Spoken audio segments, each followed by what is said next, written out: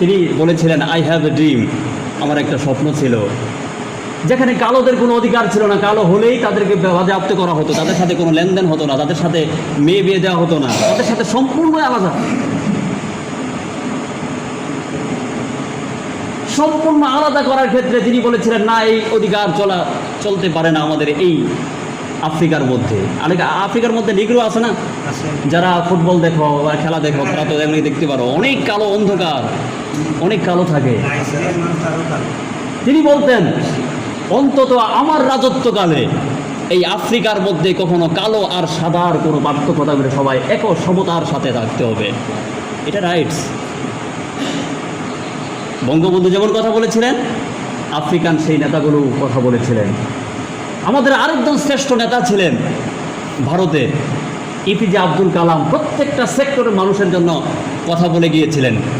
তিনি বলেছিলেন, মানবতার কান্ডারি হিসেবে যত মানুষ দুনিয়াতে আসবে, প্রত্যেকটা মানবতার কাজে আমি নিজেকে নিয়োগ করব।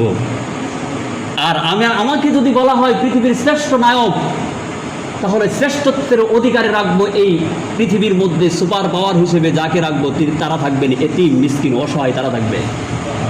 সুবহানাল্লাহ বলা যায় না?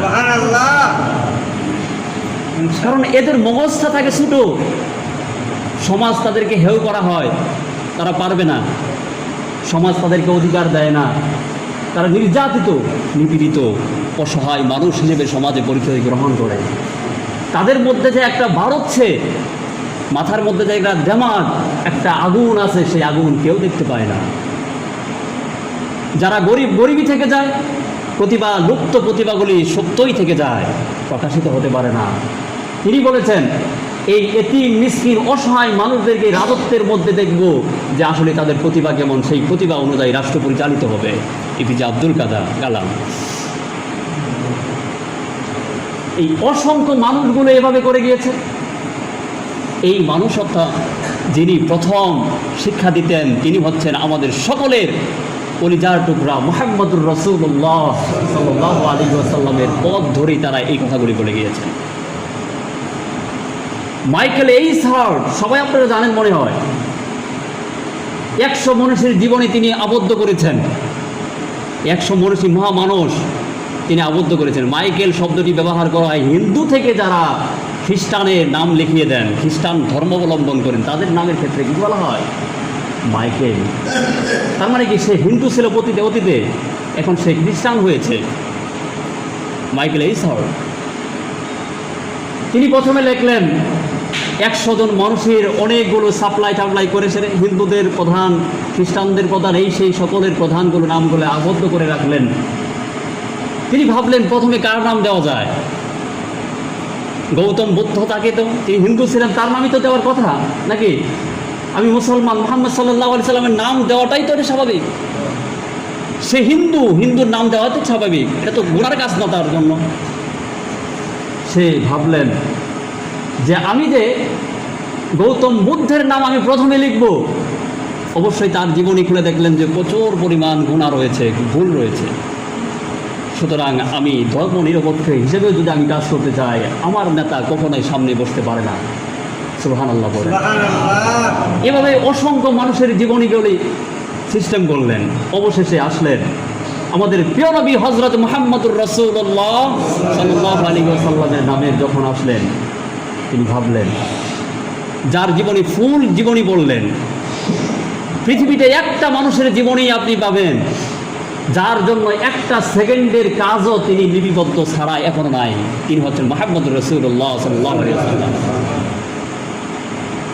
হুটহাট করে কোথাও গিয়ে যেতেন, সাথে সাথে লেখা হয়েছে, ঘুমিয়েছেন তাও লেখা হয়েছে, প্রত্যেকটা লেখা, প্রত্যেকটা ঘুমও তার লেখা, তার জীবনীর মধ্যে লেখা আছে। ফুল জীবনী তিনি পড়লেন।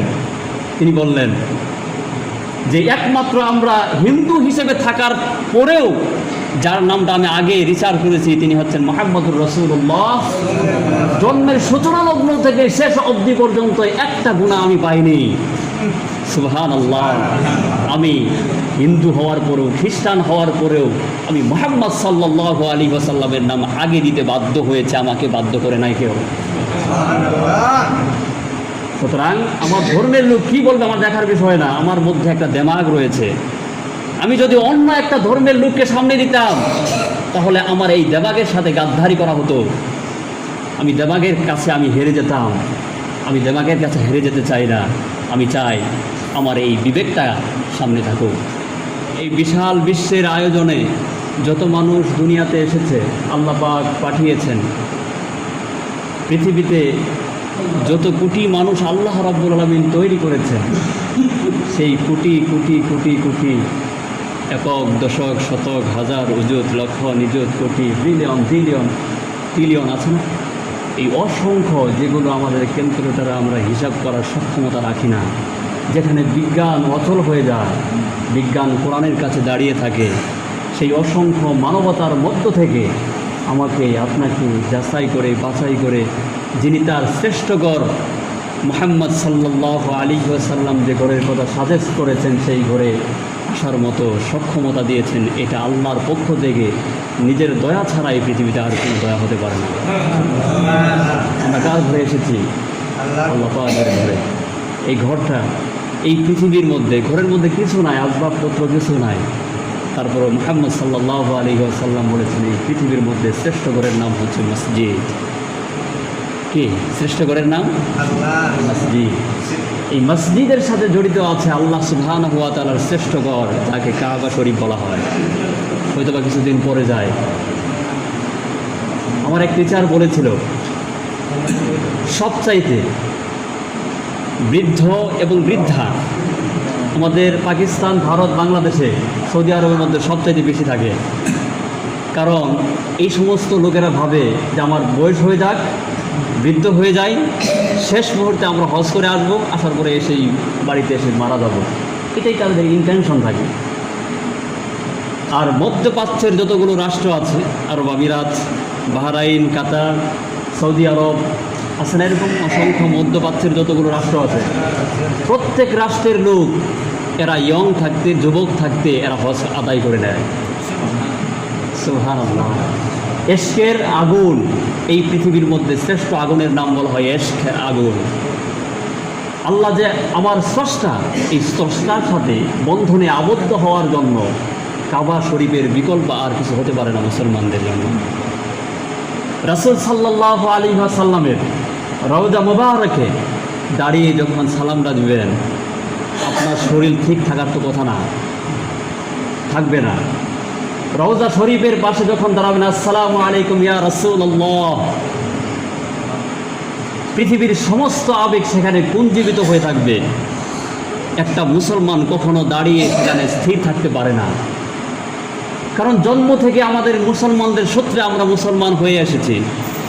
বারবার শুনে এসেছি মুহাম্মদ সাল্লাল্লাহু আলাইহি ওয়াসাল্লাম হচ্ছেন আমাদের পৃথিবীর সকল রাসূলদের মধ্যে রাসূল। সুবহানাল্লাহ। ইমামুল মুসলিমিন।